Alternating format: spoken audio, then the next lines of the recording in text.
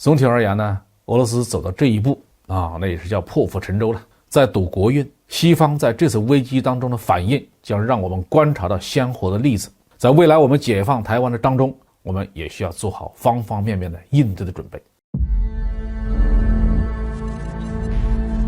各位网友大家好，欢迎来到包明说。这期节目我们说说俄罗斯如何破解俄乌冲突中的西方阴谋。俄乌战争呢，在2月24号爆发，距今呢已经将近1周了。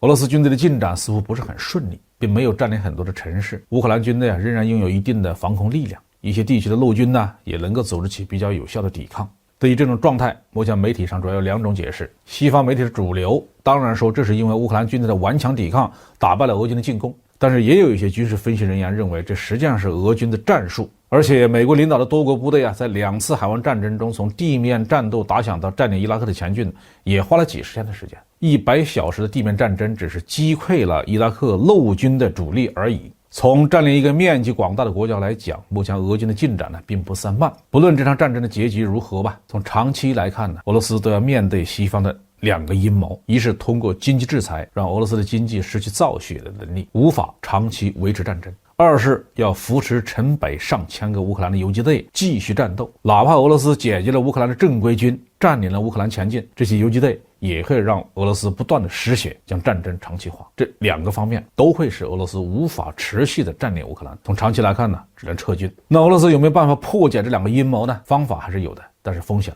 比较大。首先来看经济制裁，目前呢，西方已经宣布要将俄罗斯10个银行踢出 SWIFT国际资金结算系统。很多人认为这个是叫金融核弹，但实际上西方呢还是留了一手，并没有把招数都用出来。这一次宣布被制裁的俄罗斯银行并不包括负责石油和天然气出口贸易的那些俄罗斯的银行。德国总理索尔茨已经说明，德国企业仍然能够通过 SWIFT 系统向俄罗斯购买石油和天然气。不过如果战争的形势恶化，也许西方真的会彻底的将俄罗斯所有的银行都踢出 SWIFT 系统。这可能是未来一段时间里面西方和俄罗斯政治博弈的一个重点。但是西方国家不可能把俄罗斯完全踢出 SWIFT 系统，这是因为西方国家还有求于俄罗斯，还要从俄罗斯购买石油和天然气这样一些能源。那如果没有了 SWIFT 系统，俄罗斯不在这个系统之内，没法结算，那西方国家也买不到俄罗斯的能源。另外还有一点，就是这个 SWIFT 系统并不是世界上唯一的国际资金结算系统。俄罗斯在2014年克里米亚事件以后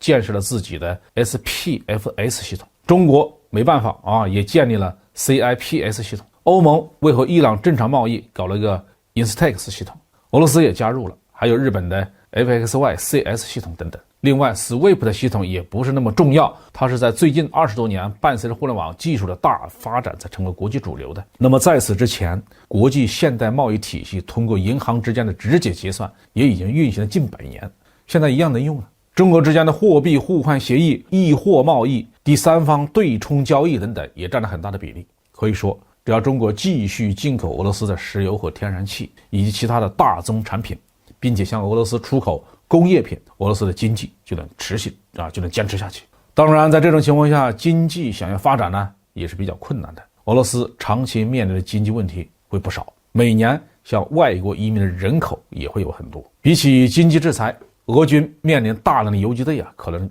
更难以处理。目前俄军所能做到的，一是尽快的切断西方国家支援武器的运输通道。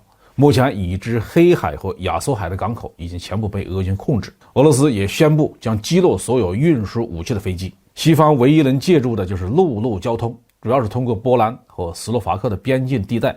目前呢，俄军在乌克兰西部的迅速穿插，可能就是为了控制边境地区，切断北约武器援助的通道。第二是尽量的减少乌克兰平民的伤亡，速战速决，尽快的收买人心，让游击队不再有生存的土壤。这个风险是很大的。因为西方已经在招募各国的志愿军，甚至从中东地区雇佣武装分子进入乌克兰战斗，并且不排除这些武装势力故意杀害乌克兰的平民，然后栽赃陷害俄军，激发乌克兰民众的斗志，使游击队得到支持。总体而言呢，俄罗斯走到这一步那也是叫破釜沉舟了，在赌国运。西方在这次危机当中的反应，将让我们观察到鲜活的例子。在未来我们解放台湾的当中，我们也需要做好方方面面的应对的准备。